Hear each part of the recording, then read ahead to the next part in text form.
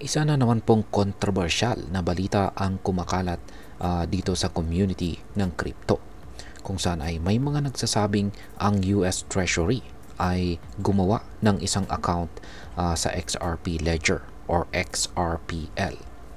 Pero bago tayo magpadalos-dalos sa konklusyon, ay halukayin muna natin ang mga detalye. Ano nga ba ang totoo sa balitang ito? Bakit po ito mahalaga? At higit po sa lahat, paano po ito makakaapekto sa atin bilang mga Pinoy crypto traders at investors? Kaya ayan po ang siyang ating pag-uusapan sa video na ito. Pero bago po tayo magpatuloy, ay nais ko lamang po munang bigyang linaw ang aking disclaimer kung saan ang nilalaman po ng video na ito ay hindi po ito isang financial advice. For education and information purposes lamang po ang layunin nito. Ayan, ayon po sa isang ulat ay isang wallet na sinasabing pagmamay-ari ng US Treasury ang nagparehistro sa XRP Ledger nitong January 21, 2025. Kaya base po sa XRPL Explorer ng BitThump, agad na itinakda ng wallet ang domain nito sa home.treasury.gov. Kaya yan po yung kanilang domain. Ito po ang opisyal na website ng US Treasury. Pero teka, ito ba talaga ay totoo? Kaya yan po yung malaking tanong. Yan, totoo kaya ito? Pagkatapos po ng activation ay gumawa po ang wallet ng mga trust lines para sa mga token tulad po ng Bank of America, BlackRock at saka JP Morgan. Yan. Ang problema, lahat po ng mga token na ito ay peke. Ayan, lahat ng token ay peke. Ang mga ito ay inilabas kamakailan lamang bilang bahagi po ng tila isang masalimuot na panloloko. Ang wallet na ito ay gumawa po ng ilang trade orders para ibenta ang mga peking token na ito kapalit po ng XRP.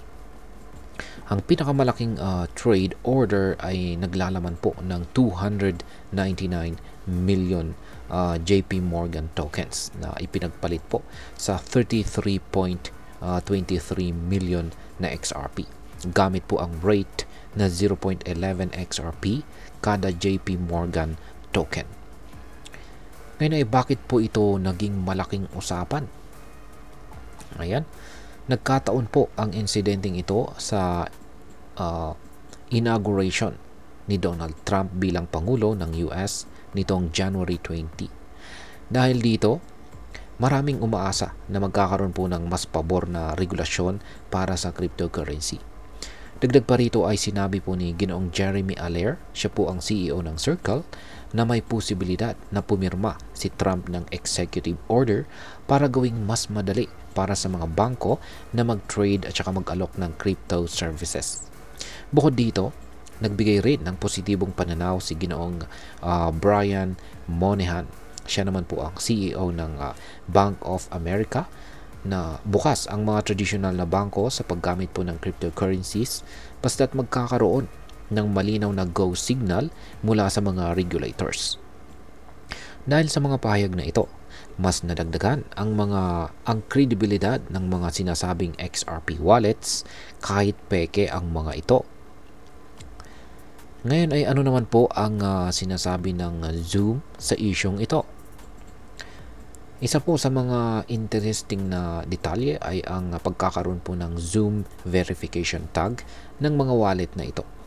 Ang Zoom ay isa po itong wallet application sa XRPL na nagbibigay po ng identity verification gamit ang KYC or Know Your Customer process.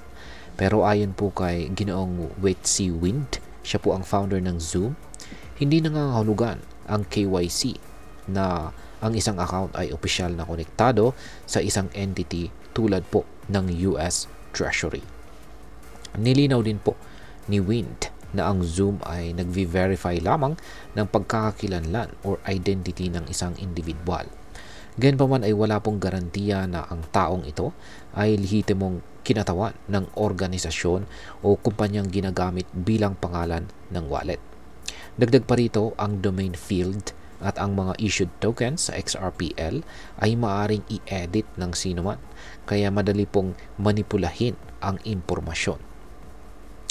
Ngayon ay ano po ang natuklasan sa mga wallet na ito? Nang masusing inimbestigahan po ang mga wallet, lumabas na ang mga ito ay ginawa ng iba't ibang individual mula dito sa Pilipinas. Ayan. Sangkot po ang Pilipinas.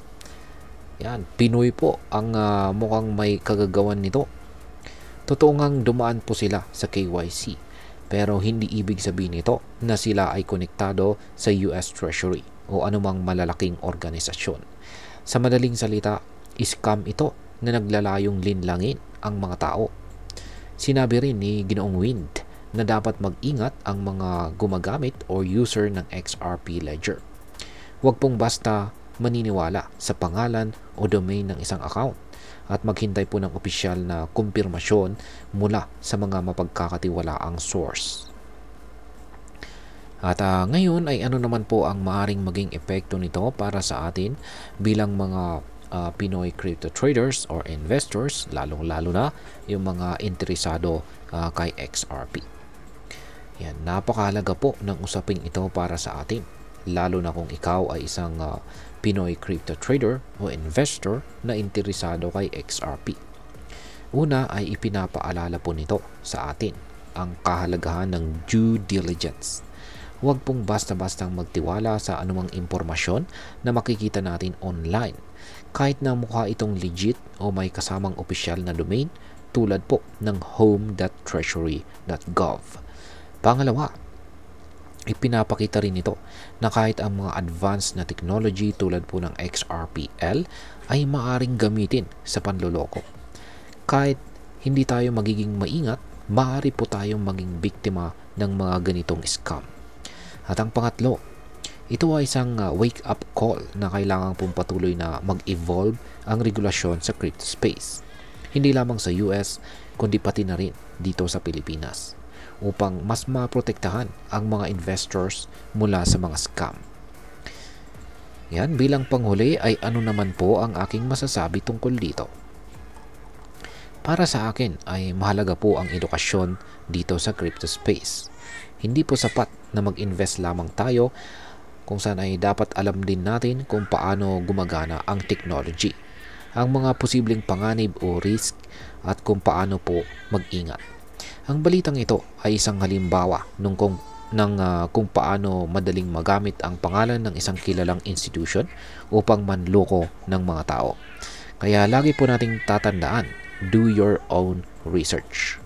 Ang isyong ito ay nagpapakita rin ng kahalagahan ng pagkakaroon ng mas mahigpit na regulasyon para sa crypto at saka blockchain platforms. Habang nagiging mas mainstream po ang cryptocurrencies, mas maraming scammer ang sumusulpot. Kaya't responsibilidad po natin bilang mga investor na maging mapanuri at laging magtanong. At ayan, hanggang dito na lamang po tayo sa video na ito mga ka-crypto. Sana po ay inyong nagustuhan ang aking paliwanag sa video na ito. Kung inyo po itong nagustuhan, pakiclick lamang po ang like button nito. Marami pong salamat sa panonood. Ingat po tayo lagi at God bless po sa ating lahat.